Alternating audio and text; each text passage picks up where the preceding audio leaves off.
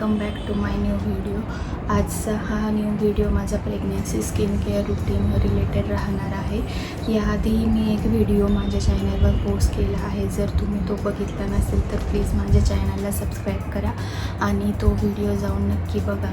So चला start करूया आजचा व्हिडिओ। प्रेग्नन्सीमध्ये आपली स्किन खूप सेन्सिटिव्ह होऊन जाते आणि त्यामुळे कधीकधी ॲक्ने, पिगमेंटेशनचे इश्यूज येऊ शकतात। सो मलाही फर्स्ट ट्रायमेस्टरमध्ये हा इश्यू आला होता। मला अचानक खूप ॲक्ने झाले होते आणि हायपर पिगमेंटेशन झालं होतं। सो त्यासाठी मी चेक केलं की कोणते प्रोडक्ट्स प्रेग्नन्सी सेफ आहे जे आपण यूज करू शकतो आहे। सो माझी स्किन ऑलरेडी खूप सेन्सिटिव्ह आहे आणि प्रेग्नन्सीमध्ये हॉर्मोनल चेंजेस खूप होतात। सो आपण जे प्रोडक्ट यूज करणार ते प्रेग्नन्सी सेफ असणं खूप इम्पॉर्टंट आहे। सो मी खूप रिसर्च केला की मी कोणते प्रोडक्ट यूज करू शकते आणि ते प्रोडक्ट मी चेक करूनच ह्या माझ्या थ्रूआउट प्रेग्नन्सी यूज केलेले आहे सगळे प्रोडक्ट। ह्या व्हिडिओमध्ये जे मी प्रोडक्ट्स दाखवणार आहे, जर तुम्हाला ते यूज करायचे असेल तर तुम्ही प्लीज तुमच्या डॉक्टरसोबत एकदा कन्सल्ट करा आणि त्यानंतरच ते यूज करा, कारण हे माझ्या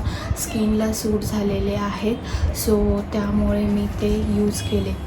सो ह्या स्टेप्स आहेत ज्या मी फॉलो करते स्किन केअर रुटीनमध्ये। सगळ्यात पहिले क्लिन्झर, सेकंड मी सिरम यूज करते, देन मॉइश्चरायझर आणि लास्ट सनस्क्रीन।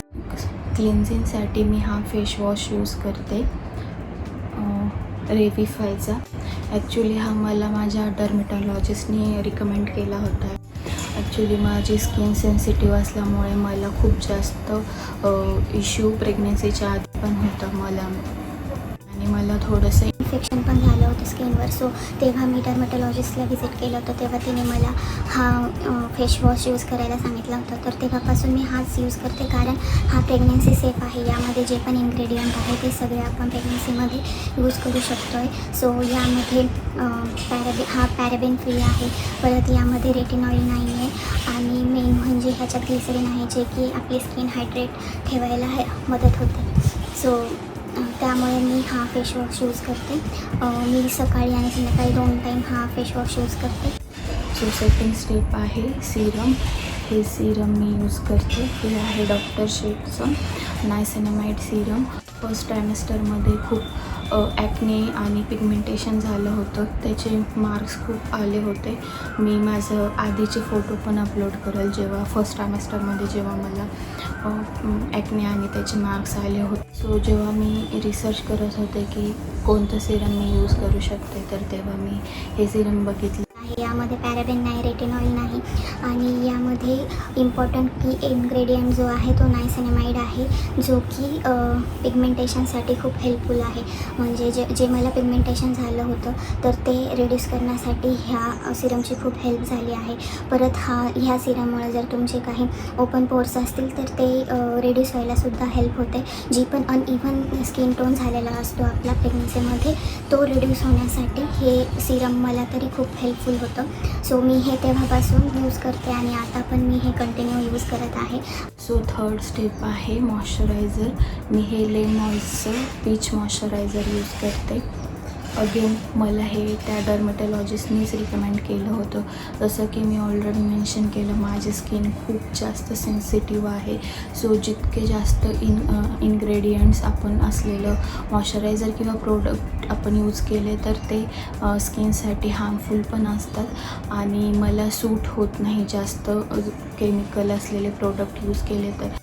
यामध्ये ग्लिसरीन आहे, जे आपली स्किन हायड्रेट राहण्यात हेल्प होते। परत यामध्ये जे इन्ग्रेडियंट आहे ते ऑइल बॅलन्सिंग करतं। जर तुमची जास्त ऑइली स्किन असेल तर तुम्ही हे यूज करू शकता आहे। आणि काही मॉइश्चरायझर यूज केल्यावर खूप असं पॅची किंवा असं वाटतं की खूप ऑइल जमा झालं आपल्या स्किनवर, बट हे मॉइश्चरायझर जेव्हा मी यूज केलं तेव्हा मला असं अजिबात वाटलं नाही। सो खरंच हे खूप छान आहे, जर तुम्हाला वाटलं तर तुम्ही हे यूज।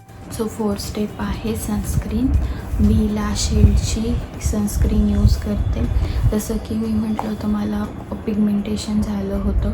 प्रेग्नन्सीमध्ये मेलॅस्मा वाढू शकतो सनलाईटमुळे। सो मी नेहमी जेव्हा पण घराबाहेर जायचे तेव्हा ही सनस्क्रीन यूज करायचे आणि कधी घरातसुद्धा मी ही सनस्क्रीन वापरायचे, कारण ऑलरेडी मला पिगमेंटेशन झालं होतं। ते सनलाईटमध्ये गेल्यामुळे अजून वाढू शकत होतं. सो त्यामुळे मी ही सनस्क्रीन यूज करत होते. अगेन हे आपल्याला UVA आणि UVB रेजपासून प्रोटेक्ट करतं, ज्यामुळे स्किन डॅमेज होण्याचे किंवा डार्क होण्याचे चान्सेस जास्त असतात. यात झिंक ऑक्साईड आहे आणि ही सगळ्या स्किन टाईपसाठी सुटेबल आहे. मला ॲक्ने आणि पिगमेंटेशन झालं होतं, त्यामुळे मी एक क्रीम यूज केली होती. ही आहे ती क्रीम. आता ती संपली आहे म्हणून मी दाखवू शकत नाही, पण ही क्रीम होती जी मी यूज केली. सो ह्यामुळे मला खरंच खूप हेल्प झाली. ही मी वीकमधून 2-3 वेळाच यूज करायचे. रात्री झोपताना मी ती माझ्या ॲक्नेवर अप्लाय करायची, बट ही शुअरली वर्क करते. थोडं हळूहळू हिचा इफेक्ट जाणवतो, बट शुअरली वर्क होते. ॲक्च्युली जे माझे ॲक्ने होते ते तर रिड्यूस झालेच, बट जे पिगमेंटेशन होतं ते कमी होण्यासाठी खूप हेल्प झाली. मग कधी कधी स्किन रेड होते, सो तो रेडनेस कमी करण्यासाठी सुद्धा ही क्रीम मला खूप हेल्पफुल झाली. यामधलं मेन इन्ग्रेडियंट आहे जे आहे ॲल्सिलिक ॲसिड. तेच ॲक्च्युअलमध्ये हेल्प करतं ॲक्ने आणि पिगमेंटेशन असेल तर ते रिड्यूस करण्यासाठी. ह्यामुळे जे पोर्स आहेत तेही कमी होण्यासाठी मला बरीच हेल्प झाली. सो मी हे स्टार्टिंगला 2 ट्रायमेस्टर यूज केलं. आता मला ॲक्ने नाही म्हणून मी ते स्टॉप केलं आहे, बट हे खरंच खूप हेल्पफुल प्रोडक्ट आहे. सो हे होतं माझं प्रेग्नन्सी स्किन केअर रुटीन. ॲक्च्युअलीमध्ये हे जे प्रोडक्ट्स आहे, जर तुम्ही यूज करणार नसाल तर प्लीज आधी तुमच्या डॉक्टरसोबत कन्सल्ट करा आणि यूज करण्याआधी पॅच टेस्ट जरूर करा, कारण सगळ्या स्किन टाईपला सूट होईल असं नाही आहे. आणि परत प्रेग्नेन्सीमध्ये जसं की खूप स्किन रिलेटेड इश्यू येतात, यासाठी तुमचं हेल्दी आणि बॅलन्स डाएट असणंही खूप इम्पॉर्टंट आहे, जे की मी थ्रूआउट माझ्या प्रेग्नेन्सी ठेवलं. म्हणजे हायड्रेशन. जेवढं तुम्ही पाणी प्याल तेवढं तुमच्या स्किनसाठी खूप चांगलं आहे. ॲटलिस्ट प्रेग्नेन्सीमध्ये 2 to 3 लिटर वॉटर इनटेक झालाच पाहिजे. सो मी तो कंटिन्यू ठेवला आणि त्यामुळे मला आय थिंक त्यांनी पण हेल्प झाली माझी स्किन परत पहिल्यासारखी व्हायला.